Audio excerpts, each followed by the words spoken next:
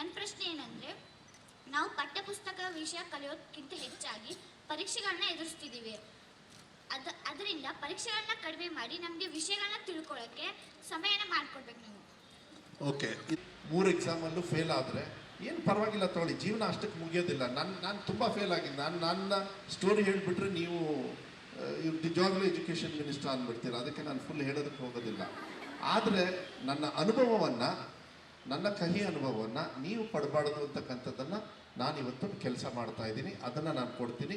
ಆ ಕಹಿ ನಿಮಗಿರೋದಿಲ್ಲ, ನಿಮಗೆ ಅನುಕೂಲ ಇದೆ, ಅದನ್ನು ನೀವು ವಿಶ್ವಾಸ ಇಟ್ಕೊಳ್ಳಿ.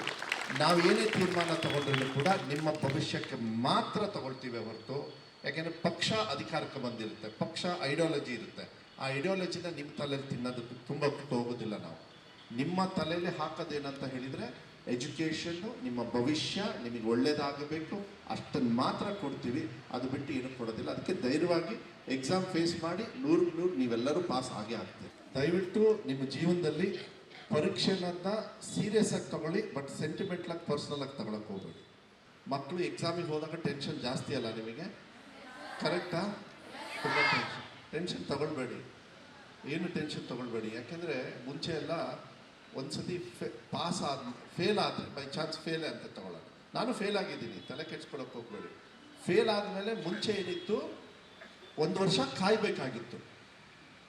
ಈಗ ಸಪ್ಲಿಮೆಂಟ್ರಿ ಅಂತೇಳಿ ಕಟ್ಬೋದಾಗಿತ್ತು. 10th ಸ್ಟ್ಯಾಂಡರ್ಡು ಮತ್ತು 12th ಸ್ಟ್ಯಾಂಡರ್ಡ್, ಅದನ್ನು ಮಾತ್ರ ನಾನು ಹೇಳ್ತೀನಿ. ಬೇರೆ ಸಂದರ್ಭದಲ್ಲಿ ಫೇಲ್ ಮಾಡಬೇಕಂತ ರೂಲ್ಸೇ ಇಲ್ಲ, ಫೇಲ್ ಮಾಡೋದಿಲ್ಲ. ಆದರೆ ನಾವು ಮುಂಚೆ ಈ ಹೋದ ವರ್ಷನೇ ಸಪ್ಲಿಮೆಂಟ್ರಿ ತೊಗೊಂಡು ಅದೇ ವರ್ಷಕ್ಕೆ ಮತ್ತೆ ನೀವು ಹೋಗ್ಬೋದಾಗಿತ್ತು. ಆದರೆ ಈಗ ಇನ್ನೂ ಅನುಕೂಲ ಮಾಡ್ತಾ ಇದ್ದೀವಿ. ಆಯಿತು, ಕಾನೂನು ಬಂದಾಯಿತು. ಏನಂತ ಹೇಳಿದರೆ, ಒಂದೇ ವರ್ಷ 3 ಎಕ್ಸಾಮ್. 3 ಎಕ್ಸಾಮ್ ಅಂದ ತಕ್ಷಣ ನೀವು ಹೆದರ್ಕೊಳ್ಬೇಡಿ. 3 ಎಕ್ಸಾಮ್ ತಗೊಳ್ಬೇಕಂತ ಏನಿಲ್ಲ. ಫಸ್ಟ್ ಎಕ್ಸಾಮ್ ಮಾತ್ರ ಕಂಪಲ್ಸರಿ.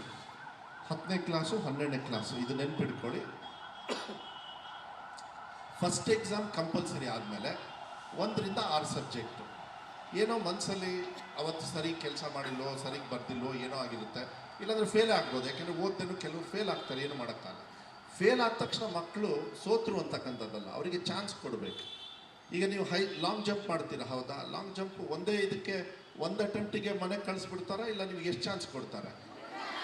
3 ಚಾನ್ಸ್ ಕೊಡ್ತಾರಲ್ಲ. ಅದೇ ರೀತಿ ನಮ್ಮ ಇಲಾಖೆಯಿಂದ ಇವತ್ತು 3 ಚಾನ್ಸ್ ಕೊಟ್ಟಿದ್ದೀವಿ.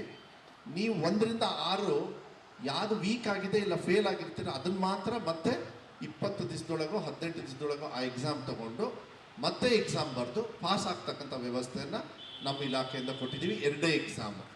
ಮತ್ತು ಅದ್ರ ಜೊತೆಗೆ ಅಲ್ಲೂ ಕೂಡ ಏನಾದ್ರು ಇದಾದರೆ, ನಮಗೆ ಸಮಯ ಇರೋದ್ರಿಂದ ಮತ್ತೆ ನಮ್ಮ ಇಲಾಖೆಯಿಂದ 3ನೇ ಎಕ್ಸಾಮು ಕೂಡ ನೀವು ಅಟೆಂಪ್ಟ್ ಮಾಡ್ಬೋದು. ಅಟೆಂಪ್ಟ್ ಮುಂಚೆ 1, 2, 3 ಎಕ್ಸಾಮಲ್ಲಿ 1ನೇ ಎಕ್ಸಾಮಿಂದ 2ನೇ ಎಕ್ಸಾಮಲ್ಲಿ ಏನು ತೊಗೊಂಡಿರ್ತಾರೆ ಅದನ್ನು ಮಾತ್ರ, 1ನೇ ಎಕ್ಸಾಮ್ನ ಪರಿಗಣಿಸ್ತಾ ಇರಲಿಲ್ಲ.